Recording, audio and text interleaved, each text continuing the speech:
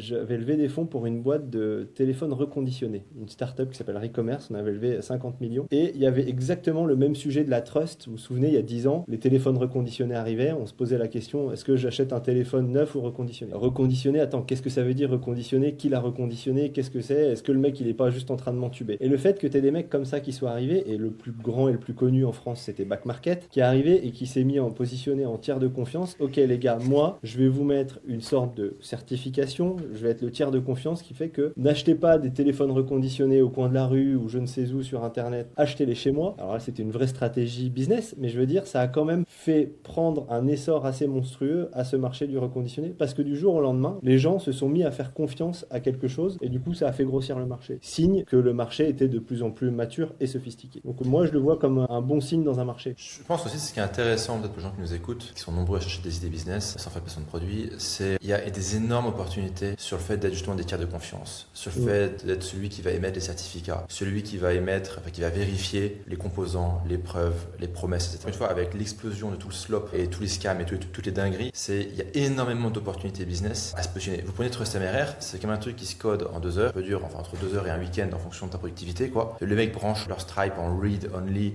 Et juste tu fais remonter la donnée et tu la stockes dans un tableau. Et après, lui, je sais plus c'est quoi les tarifs. En fait, tout autour du tableau, tu as des encarts publicitaires.